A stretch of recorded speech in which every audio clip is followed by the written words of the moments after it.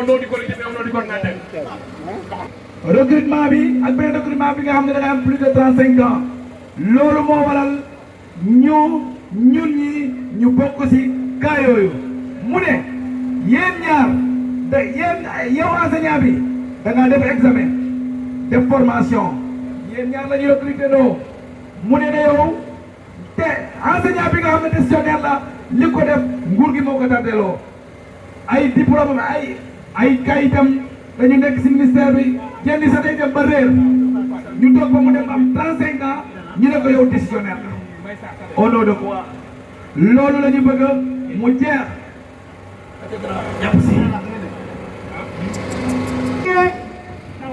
baax na tamit ngeen xam sunu ñaxtu bi ci lan la lalu ñaxtu bi nag dara waralul ko lu dul tey dañu taxaw di xeex injustice nag moo waral tey ñu gedd sunuy bërëbu liggéeyukaay gedd sunuy kër gedd barada naanukaay ataya yi ñëw ci mbedd mi di ñaxtu lan moo waral ñaxtu boobu camarade tey yaakaar naa ne mbedd mi fees na ak jàngalekat parce que boo xoolee comme nu ko sama camarade bi waxee ñaari jàngalekat lañu mais ñaar ñi nga xam ne ni yemuñu traitement lañu te ñoom ñaar ñëpp ñu nekk ay jàngalekat di xëy élèves yi naan monsieur moi waaw ñu wax ne nag loolu dafa war a dakk mooy état du Sénégal à partir de maintenant dafa war a suy reclasser le décisionnaire moom état du Sénégal dafa ne moo fonctionnaire la ñu ne ko waaw d'accord mais ñoom décisionnaire la ñu am di ko waxee habituellement boo koy reclasser fexeel ba mu am 40% ancienneté yi nga xam ne ni mu conserver ko comme que mu ngi koy conserver loolu benn ci point yi la ñu waxaat état du Sénégal tey décisionnaire buñ ko reclasser dañu koy wax ne date defee sa acte bi mu ngi nekk jour bu ñu signé sa acte bi maanaam décisionnaire bi mun na toog réussir examen professionnel am 2012 actam de reclassement bu génnee 2022 ñu ne ko tey nga soog a am sa diplôme professionnel lan moo gën a nekk loolu injustice camarade lan moo gën a nekk loolu injustice dara lan moo gën a nekk loolu injustice dara lan moo gën a nekk loolu injustice dara moo tax tey ñu taxaw wàcc ci mbedd mi dëgg la ñu waxaat ko encore date de signature boobu bu ko amee ba pare naataangoom bi nga xam ne ni mu ngi ca classe ba te ñu def ko fonctionnaire moom de 2012 à 2023 day am ancienneté day jël rappel reclassement am te kii nii du am rappel du am ndàmpaay du am dara. du dëgg du yoon du dëgg du yoon. Abdoya doy na abana donc loolu moo tax tey ñu taxaw ci mbedd mi ne kat dañuy xeex ak yelleefu décisionnaire parce que nekk na loo xam ne ni injustice moo ko lal ci bu muy commencé ba fu muy jeex donc camarade gis ngeen secrétaire généraux yi ñi nga xam ne ni tey ñoom ñoo leen joboote parce que ñeen ñëpp yéen a ngi ci ay organisation syndicale donc moo tax ñoom ñëpp tey tëj nañ seen i bureau wàcc nañu seen kër bàyyi nañ njaboot gi ñëw di war a ànd ak ñun ci xeex bi parce que xeex bi seen xeex la ak camarade di leen rappeler tamit xeex bi seen xeex la moo tax man mun naa leen wax ne ay yooni ce combat là a été porté devant l'autorité et autorité bi tey su gisee nii dana xam ne kat ñii fowuñu caaxaanuñu te nekkuñ fu ñuy fowee soo xoolee sax bu njëkk ab décisionnaire boo demoon retraite yow amoo lu ñu naan sans délai mooy le fonctionnaire bu demee retraite acte de radiation bi mun na toog 1 an du génn mais moom dañ koy defal tout de suite sans délai mu commencé di fayeeku pension de retraite am bu am benn rupture de salaire parce que pension bi day déclenché mais décisionnaire bi amut woon faveur boobu ñii nga xam ne ñoo nekk si kanam ñoo ko porté xeex ko ba tey décisionnaire bi su demee retraite weer bu mu dem su ko neexee moom tamit système de santé la bi weer bu ci topp mu am pension. kon ñu ngi leen di jaajëfal di leen jaajëfal gàcce gaarama ñoom. général Abdou Amidou Diédhiou camarade secrétaire général Abdourahmane Gueye camarade secrétaire général Abdou Fati ak camarade secrétaire général yi nga xam ne ñëpp ñu ngi nekk ci xeex boobu ñu ngi leen di jaajëfal ci loolu noonu. dëgg la mais nag combat bi jeexagul day. non day doog a door combat bi day doog a door. day soog a door. day doog a door day soog a door. tàngu nguur gi def lu ñu bëgg. dañuy day xeex. soog a door. day doog a door. day soog a door. day doog a day door. soog a door. day doog a door. day soog a door. day doog a door. day soog a door. pare ngeen. pare nañu. pare ngeen. pare nañu. pare ngeen. pare nañu. day soog a door. dëgg la. jaajëf.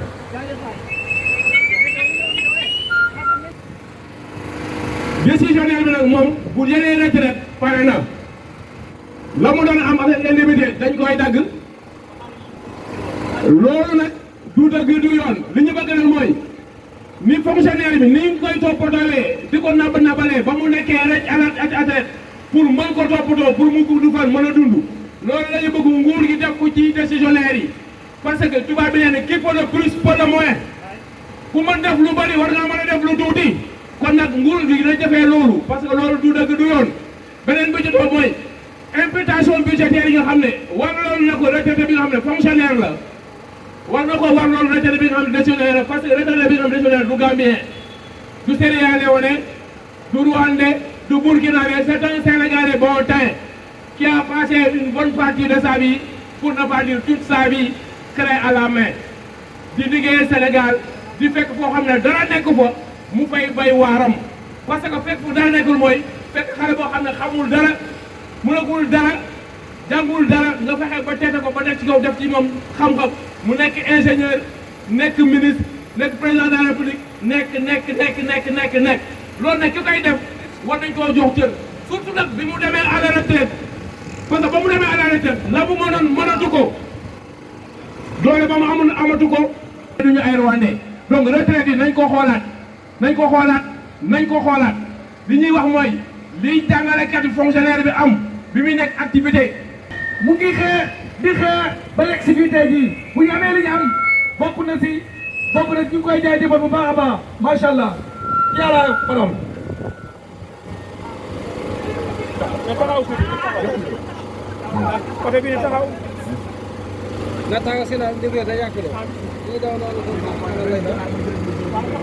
boo demee Guinée gi amatu fa amul Sénégal la woon amul Gambie amul feneen fii rek la am kon nag ñun war nañoo góorgóorlu suñu autorité yi def li ñu war a def pour que loolu jóge fi.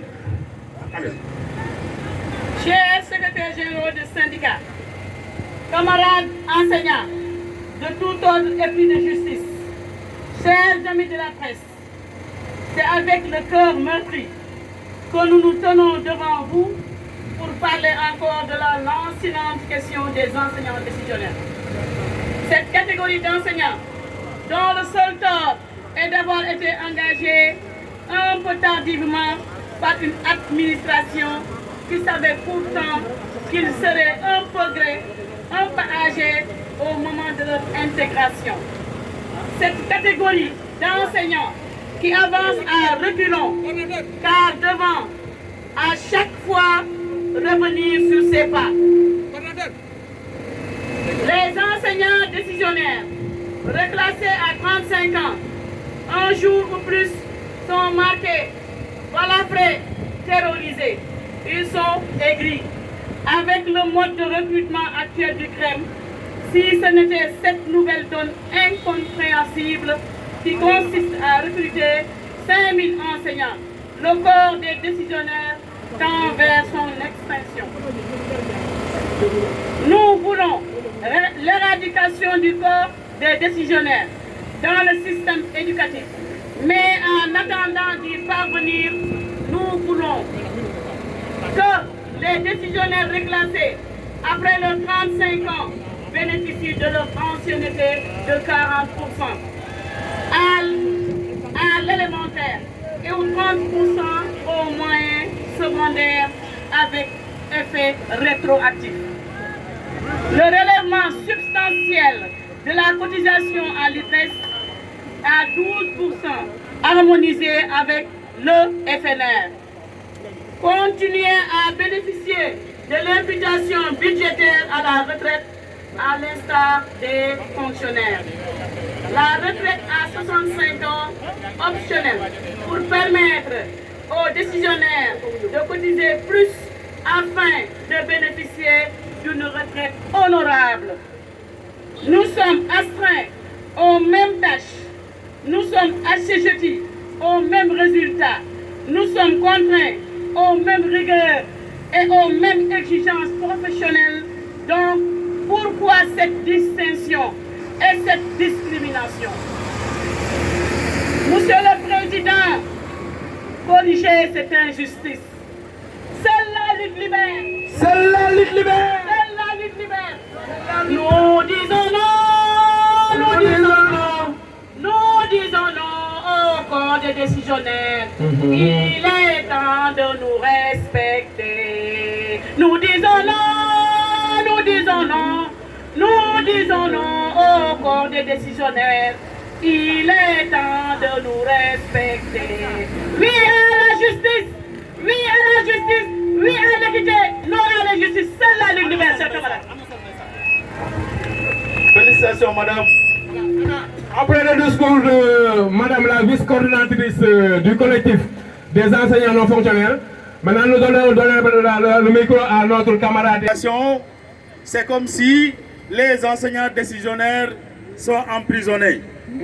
Sont emprisonnés parce qu'ils sont dans un statut précaire, un statut vulnérable, un statut qui hypothèque leur retraite et qui les rend plus que jamais pauvres pendant la retraite. Et c'est la raison pour laquelle il est impérieux de combattre ce statut et par le gouvernement. Parce que, camarades, également, pour que nous avons un gouvernement irresponsable, un gouvernement irrespectueux, qui manque toujours de respect aux enseignants. C'est un gouvernement qui a été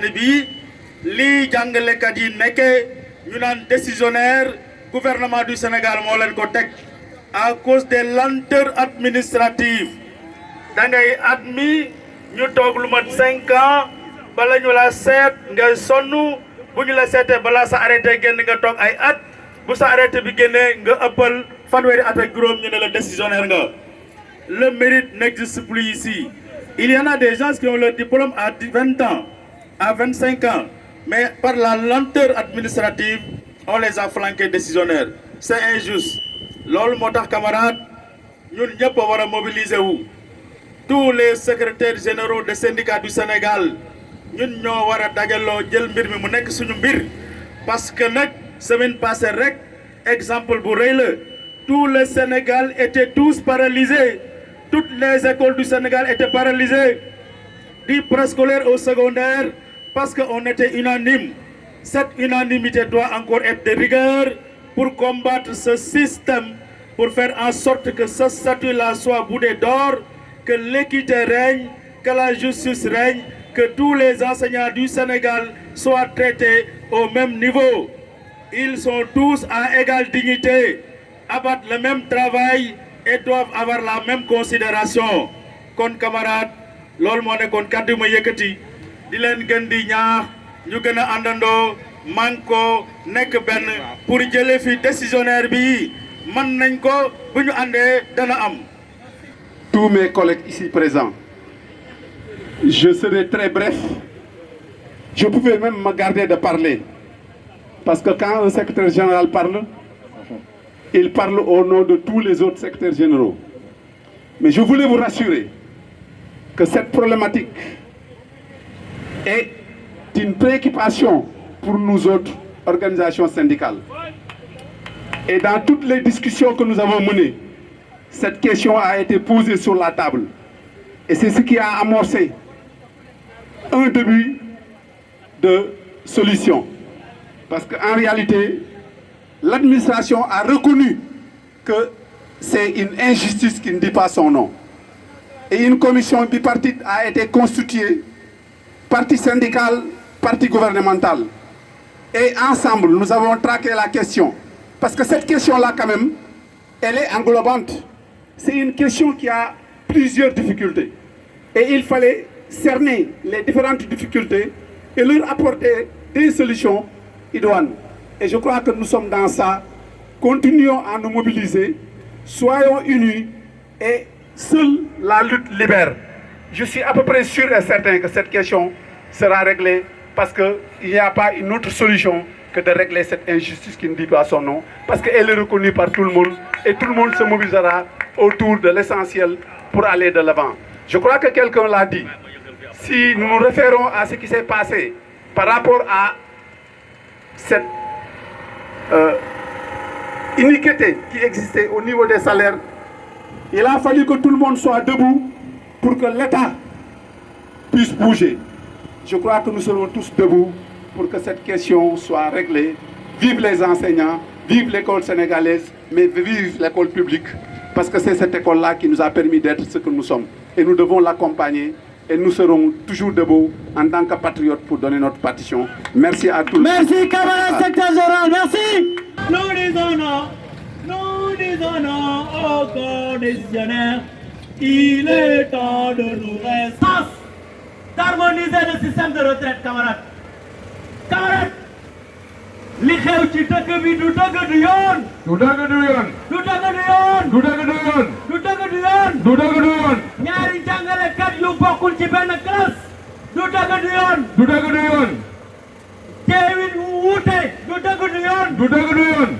fonctionnaire décisionnaire du dëgg du yoon. du dëgg du yoon. dama ne ñu amandoo diplôme ñu jëlandoo ñu en même temps du dëgg du yoon. du dëgg du yoon. camarade nañu yamale nañu yamale nañu yamale. Oui à la justice. oui à la justice. Oui à la justice. oui à la justice. Non à l'injustice. non à l'injustice. Non à l'injustice. non à l'injustice. camarade ñoo bañ. ñoo bañ. ñoo bañ. ñoo bañ. ñoo bañ. ñoo bañ ba tënk ci naaj bi. yamale. yamale. yamale. yamale. yamale. yamale. yamale. yamale. yamale. yamale. waaw li ma ko wax dama ci jël décision rek ci wolof. li ma ko mooy li ñu dem tënk képp koo xam ne fonctionnaire nga di liggéey ci biir nguur gi.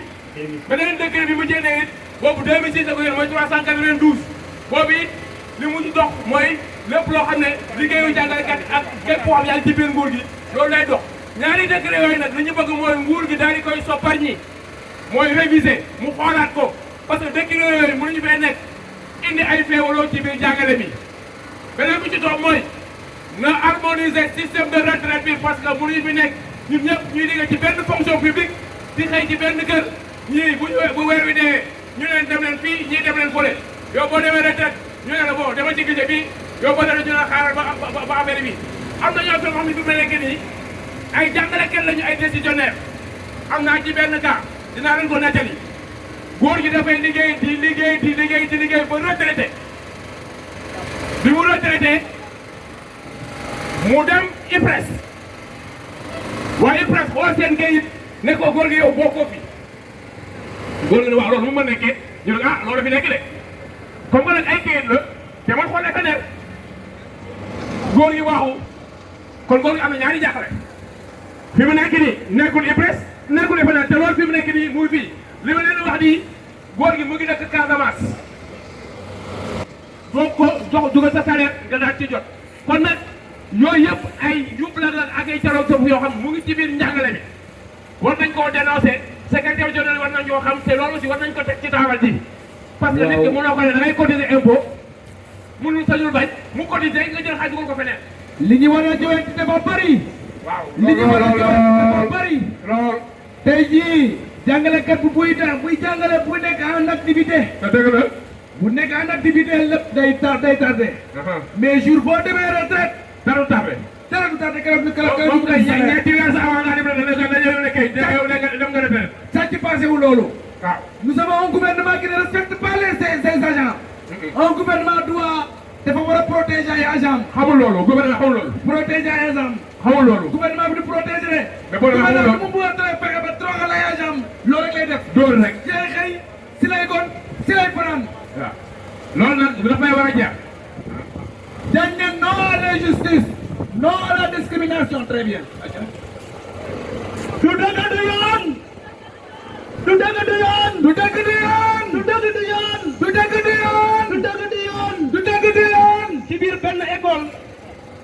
fa ñaari jàngalekat kii ñu ne ko kaay duy kii ñu ne ko déet dëgg la du dëgg du yoon tey li ñu tax a jóg mooy dafa am xeetu jàngalekat wala xeetu liggéeykat sax mun nañ ko wax ci gouvernement bi nga xamante ni mooy gouvernement wu Sénégal ndax statut décisionnaire boo xoolee mu ngi ci corps yëpp am na ay IAD am na ay ID am na ay PCMGD am na ay PMD am na ay PSD dee nañ sangu nañ pourquoi ñu wax ko moo di dañu nekk ñu nga xamante ni boo nekkee ci benn corps nga góorgóorlu ba nga am sa diplôme professionnel boo xam ne da nga war a jëlee ci benn corps nga daal di dugaat ci beneen bu supérieur foofu kay dañ la waroon a jaajëfal au lieu ñu lay jaajëfal ñu ne la année yi nga defee yëpp da nga koy perte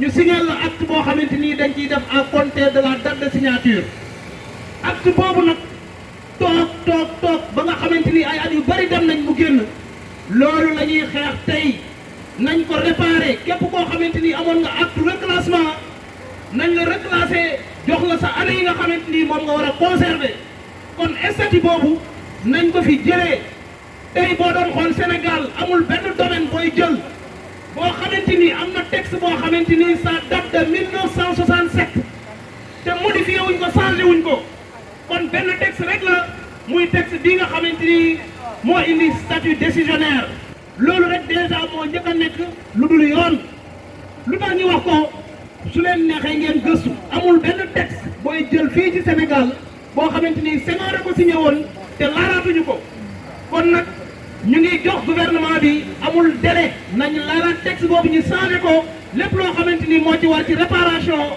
ñu réparé ko pour que ku ci nekk nga jël li nga xamante ni moom nga moom ñu réviser waat retraite bi yóbbu ko ba décisionnaire bu retraité am benn pourcentage de 80% ci salaire ba nga xam ne moom la retraité donc loolu la ñuy xeex loolu lañ ci amoon luñ ci doon sànni comme kaddu jàngeen jëf jàngalekat dafa war a tudd injustice.